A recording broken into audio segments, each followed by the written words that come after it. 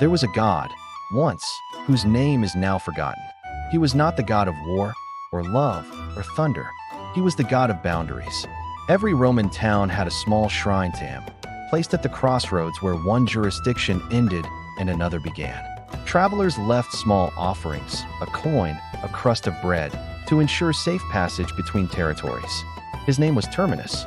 When the Romans built their greatest temple, the temple of Jupiter Optimus Maximus on the Capitoline Hill, they encountered a problem.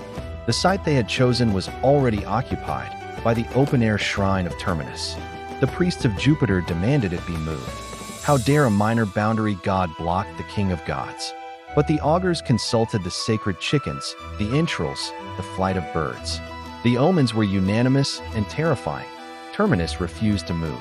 To move the god of boundaries would be to move the boundary of Rome itself, to shrink it, to invite chaos. So they built around him. The massive temple of Jupiter was constructed with a small, open skylight directly above the little shrine of Terminus, left exposed to the sky. The god of boundaries remained, embedded in the heart of Rome's most sacred space, forever marking the spot where the city's soul began.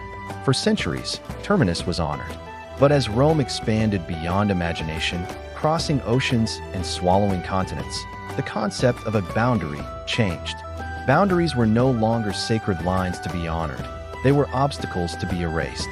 The god of limits became inconvenient. His shrines crumbled. His name faded. People still prayed to Jupiter, Mars, Minerva. But no one remembered to honor the god who simply said, "This far and no further." We worship expansion, growth, more.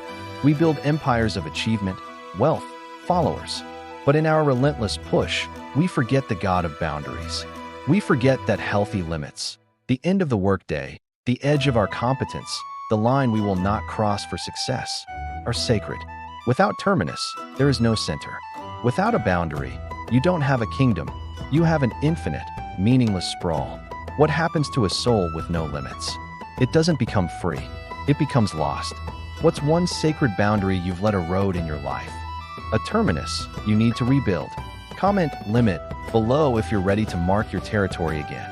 Subscribe for stories about the gods we forgot to worship and the price we pay for their absence.